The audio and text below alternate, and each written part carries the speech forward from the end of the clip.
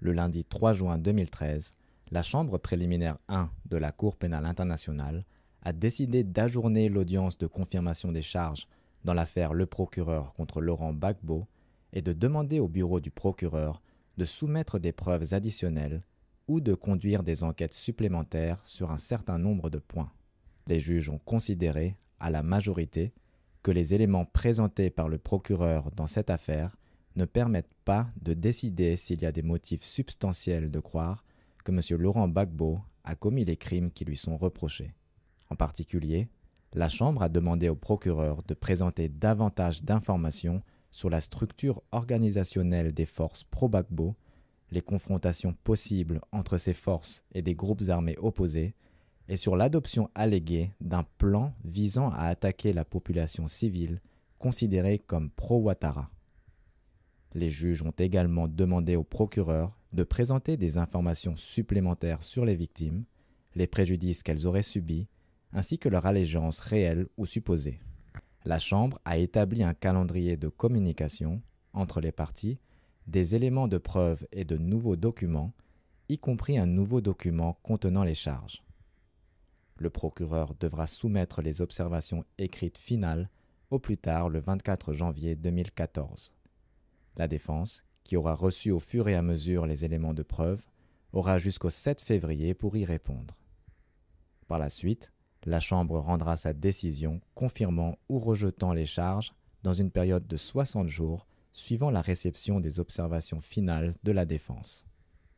Les juges ont souligné que la présentation des éléments de preuve supplémentaires ne constitue pas une violation des droits de la défense disposant de suffisamment de temps pour préparer ses moyens de preuve. M. Gilbert Bitti, conseiller juridique principal à la section préliminaire de la CPI, a répondu à des questions au sujet de la décision et de ses conséquences.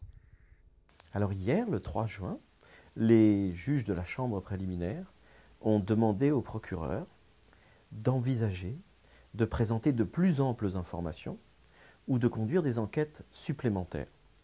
Ils ont estimé que le procureur n'avait pas, jusqu'à aujourd'hui, présenté suffisamment d'informations pour qu'il puisse décider, soit de confirmer ou de ne pas confirmer les charges.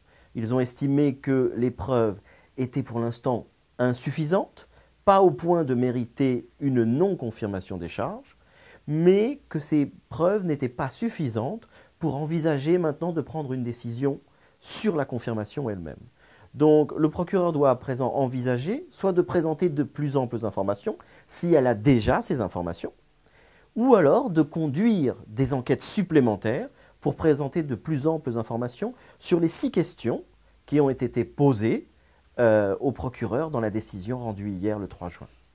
Dans l'affaire Bemba, en 2009, la Chambre préliminaire avait également pris une décision qui était similaire dans le sens où au mois de mars 2009, elle avait décidé de ne pas soit confirmer ou ne pas confirmer les charges, mais de renvoyer l'affaire au procureur pour lui demander d'ajouter un mode de responsabilité à celui qui avait été présenté par le procureur dans son document contenant les charges. Donc ça avait été une décision similaire, même si elle était basée sur un autre alinéa. C'est la première fois dans l'histoire de la CPI que l'on applique ce qu'on appelle le paragraphe C(i), c'est-à-dire la possibilité de renvoyer l'affaire au procureur, comme on l'a fait dans l'affaire Bemba, mais cette fois-ci non pas pour lui demander d'ajouter un mode de responsabilité ou de modifier son document contenant les charges, mais pour lui demander de présenter de plus amples informations ou de conduire de nouvelles enquêtes. La chambre préliminaire était composée de 3 juges. Comme toute chambre préliminaire, le statut impose que la chambre préliminaire décide à la majorité au moins des juges lorsqu'il s'agit de confirmer ou de ne pas confirmer les charges ou d'ajourner l'audience.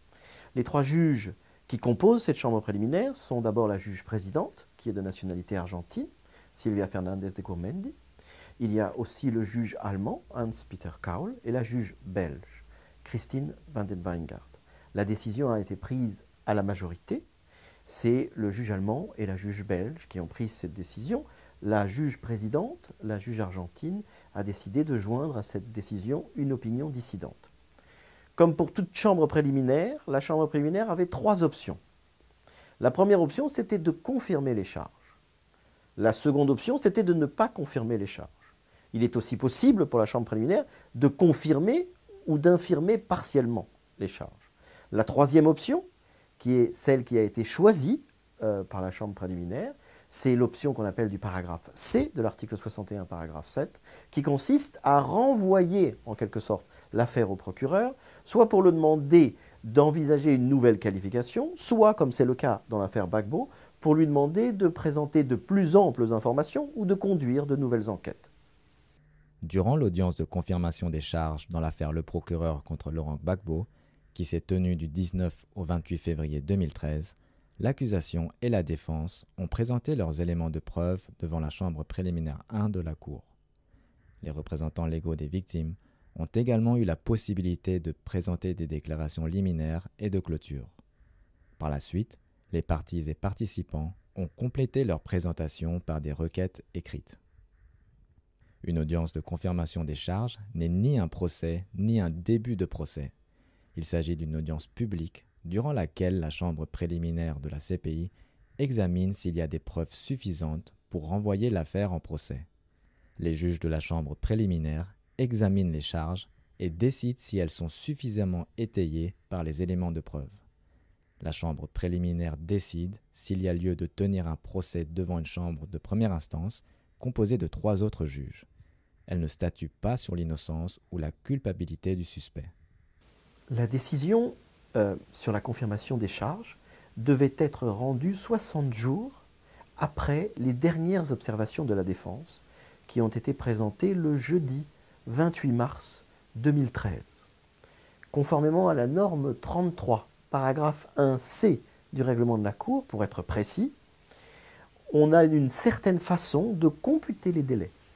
Cette computation des délais se fait de la manière suivante, c'est-à-dire qu'on commence à compter les 60 jours à partir du premier jour ouvrable suivant le jeudi 28 mars.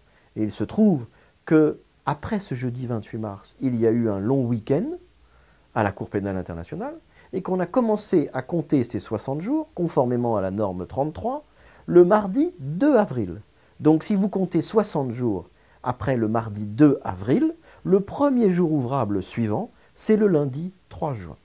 Donc une application stricte du règlement de la Cour amène à dire que la chambre préliminaire a respecté le délai de 60 jours tel qu'il est prévu par la norme 53 du règlement de la Cour. La décision a été adoptée à la majorité, comme je l'ai dit, par les juges belges et allemands. La juge argentine, juge présidente, a décidé d'émettre une opinion dissidente.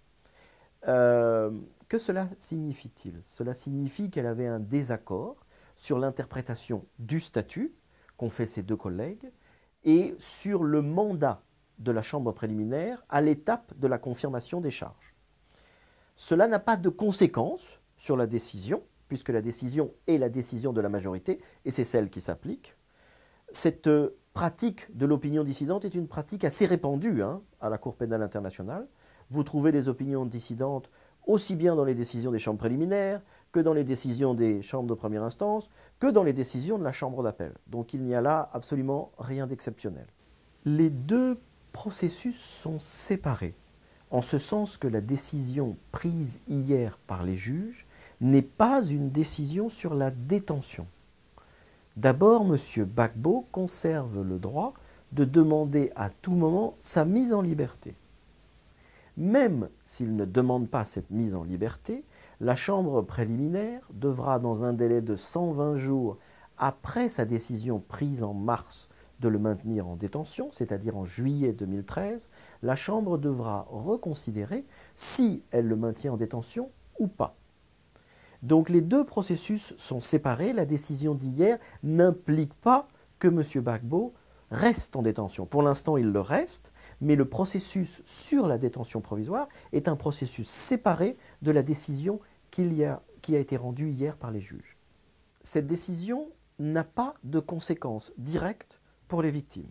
Elle a une conséquence pour l'instant directe pour le procureur, qui doit envisager, c'est à elle de le décider, de présenter de plus amples informations ou de conduire de nouvelles enquêtes. Elle devra finir tout cela et présenter tout cela pour le 15 novembre au plus tard. Ensuite, la défense devra présenter éventuellement de nouveaux éléments de preuve ou présenter de nouvelles observations, ou les deux d'ailleurs, pour le mois de décembre, le 16 décembre. Ensuite, les victimes auront le droit, un mois plus tard, de présenter leurs observations sur cette phase de la procédure.